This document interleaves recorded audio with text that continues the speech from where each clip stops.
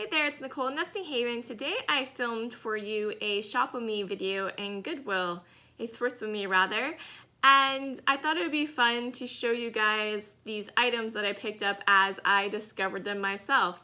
I unfortunately couldn't talk to you guys during the filming of this because they play music at my Goodwill that I would get a copyright strike for. And we can't do that on YouTube, so I'm gonna try to voice over the best I can and play some music that is copyright friendly, and hopefully you guys enjoy it. So this is the aisle I usually check out first when I go into my local Goodwill.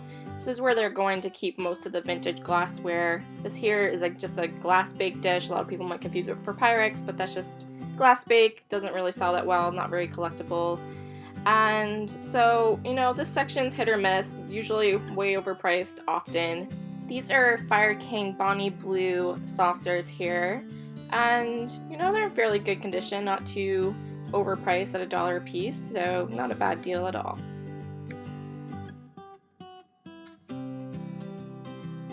Now these I think are really beautiful. I love florals, so I was tempted to get these for sure.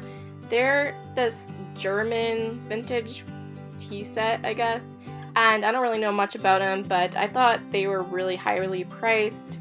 They got the cups were $10 for the set, and then you got this sugar and creamer. I guess that's not too bad, $3. Maybe I could have done that, but I don't know, I just didn't feel like it. And if it's still there, maybe on Dollar Day or something, if it goes, gray tag goes $1, I might pick it up.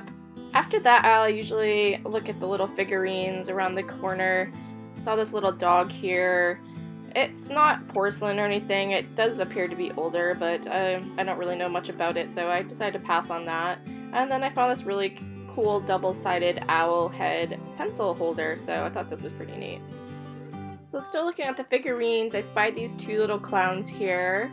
I kind of like this one here that has the glaze on it. And they both seem vintage, but the one that's just kind of a matte finish, I just didn't think it looked as nice, even though it was kind of maybe a little bit cuter, not as creepy. Well, I don't know. You be the judge. Which one's creepier? So the next aisle is where they keep most of the kind of just common basic dishes that they don't think is anything special really. Sometimes I find some gems in here though, so I kind of dig through whether someone has picked it up on the other side and set it down, or if they just didn't realize what it was. And so yeah, I really thought this plate was kind of cute, so I don't know like if it'd be a great seller, but I really thought it was darling. Well, look what I spied down here. Hiding underneath that bowl, we've got some butterfly gold corral here. These are the bread and butter plates. I thought this was such a really pretty little bowl here, and you guys know these florals always get to me. It has this really nice kind of ribbon styled edge to it, and the colors are amazing on this.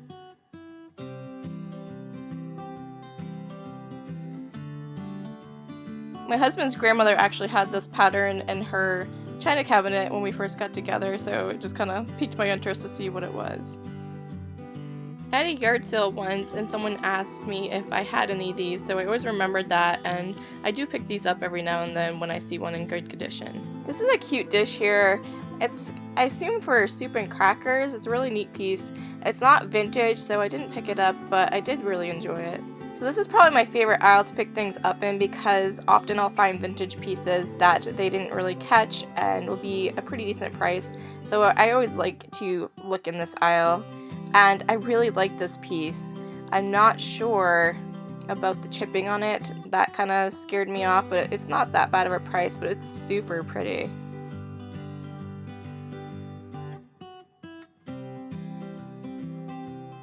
I spy with my little eye some more butterfly gold here. It's weird that these pieces are kind of everywhere in the store today and that they're not all together, but here's some hook cups and some bowls. The bowls are always really hard to find.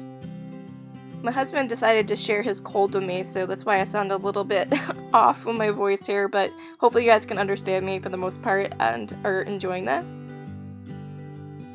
How pretty are these mid-century plates here with the pink bamboo?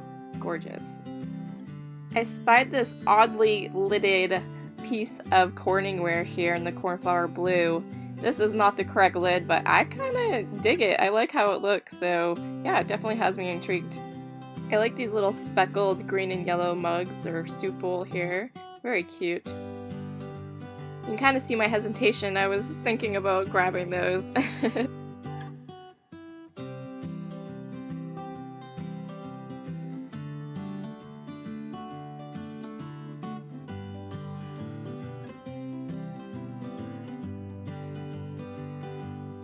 Now this mug is kind of interesting here. It has like a built-in thumb rest. I've never seen that before. I kind of like it.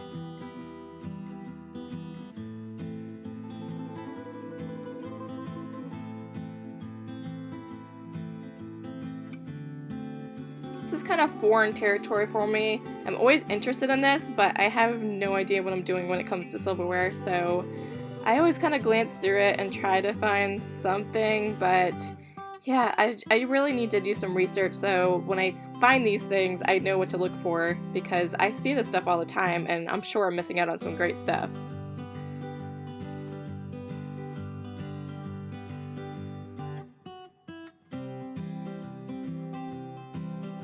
When it's straight up silver, I don't really understand it, but this definitely screamed vintage to me, so I thought this was pretty neat.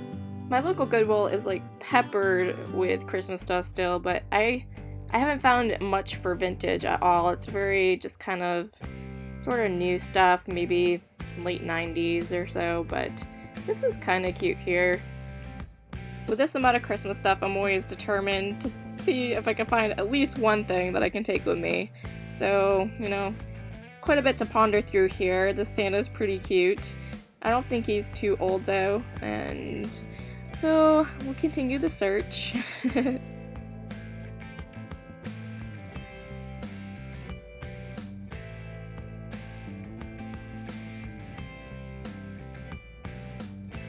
This football Santa is actually pretty cute. I didn't get him and I kind of wish I did. Just when I was about to give up my search, I looked on the top shelf and I saw this bag and I was like, what could that be? Pulled it down and it was these 3 adorable tumbling Santas. How awesome are these guys?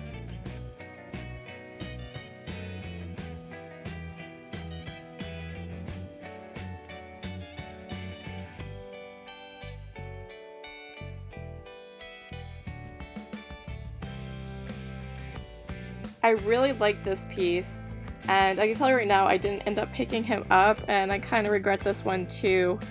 I've really been trying to just stick with items I know I want to resell online, and especially with Christmas items, I still have a lot of Christmas stuff that I can sell in my booth, so I was trying to be more selective, but yeah, I regret not getting him. It's so hard to find vintage Easter stuff for me, and this is it. This is all my Goodwill has, is a very small selection of Easter items. Was this cute little bird dish here as well, so that was kind of nice. I found this creepy little Cupid maraca thing. It was after Valentine's Day, so I wasn't sure if it would really resell in the booth. I thought it'd be just something like someone would pick up and laugh at it like I did here, so I decided not to get it and just let other people enjoy it throughout the weeks while it's at Goodwill until someone decides they want it. I found some more green glassware, guys! This stuff is literally everywhere. I'm about at max capacity now, though. Every time I see Disney stuff, I think of my friend Erin over at Gentle Thrifty Mama, and if you guys aren't subscribed to her, definitely go check out her channel. She loves to do thrifting as well.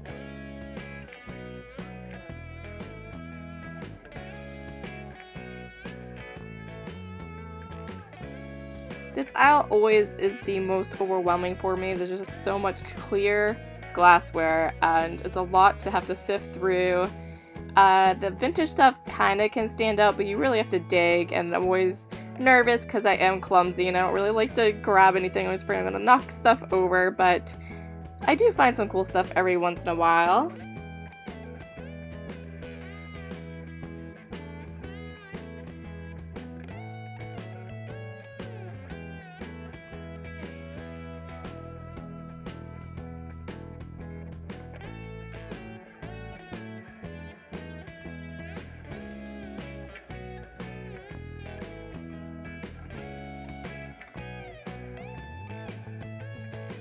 This piece looks so elegant. I absolutely loved how this just stood out amongst all the other things around it. It was just a really nice piece.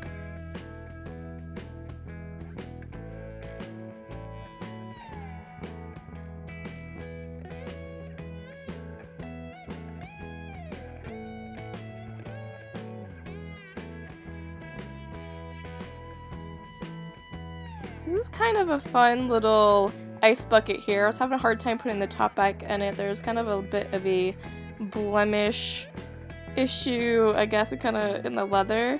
It's kind of a little nub there, but it did go back on. You just kind of had to lip it underneath, and other than that, it seemed in pretty good overall condition.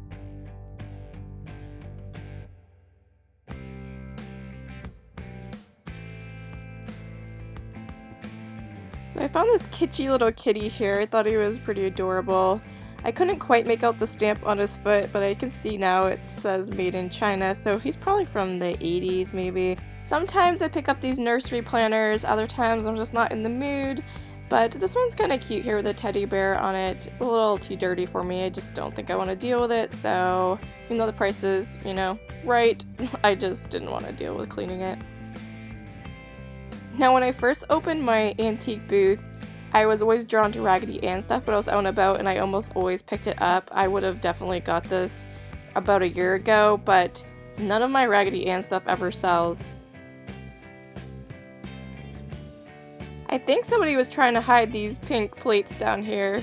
They're really pretty. I'm thinking a worker might have wanted these and was like, I'm gonna pick those up later after my shift or something, and they put that on top of it.